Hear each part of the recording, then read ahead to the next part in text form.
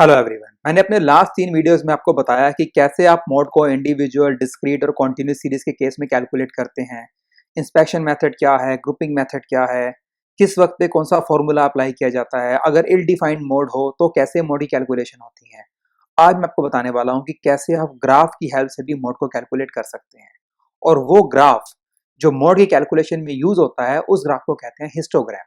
आइए चलते हैं पावर पॉइंट की तरफ और समझते हैं कैसे ग्राफिकली हम मोड को लोकेट कर सकते हैं।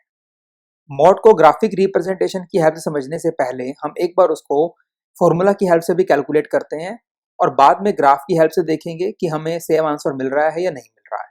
जैसा कि आप यहाँ पे देख रहे हैं, हमारे पास कॉन्टिन्यूस सीरीज है और इंटरवल गिवन है और फ्रीक्वेंसीज अवेलेबल है।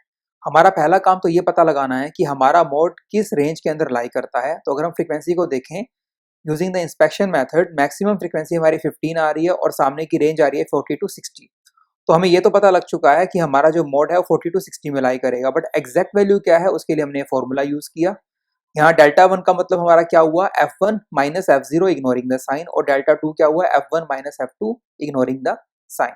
तो एफ वन क्या हुआ, हमारा मैक्सिमम फ्रीक्वेंसी हमारी एफ वन, उसे प्रीवियस फ्रीक्वेंसी को एफ जीरो और नेक्स्ट फ्रीक्वेंसी को एफ टू कहा हमने।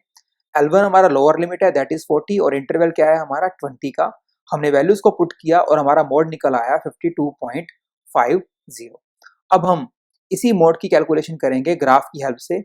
और जैसा मैं आपको थोड़ी देर पहले बता रहा था कि वो ग्राफ जो मोड की कैलकुलेशन के लिए यूज किया जाता है उसको हम हिस्टोग्राम कहकर बुलाते हैं। तो आइए समझते हैं कि कैसे हम ग्राफ को ड्रॉ करने वाले हैं। यहाँ पर ये हमारे पास हिस्टोग्राम है और एक ऐसे ड्रॉ हुआ, नीचे हमारे पास ओ एक्स एक्सिस के ऊपर ये इंटरवल है 20, 40, 60, 80 एंड 100 हमने यहाँ पे ले लिया, और हमारे पास यहाँ फ्रीक्वेंसीज है। तो हम क्या करेंगे, 20 के आगे और 5 के सामने लाइन ड्रॉ करेंगे और उसको जोड़ देंगे ओ वाई एक्सिस के साथ। उसके बाद जो नेक्स्ट हमारा बार डायग्राम बनेगा वो प्रीवियस से अटैच्ड होगा, तभी हम इसको हिस्टोग्राम कहेंगे। फिर 40 क्या है, 10 के सामने हमारा क्या होगा, लेकर चलेंगे इसको और ये नीचे 40 के साथ अटैच हो जाएगा।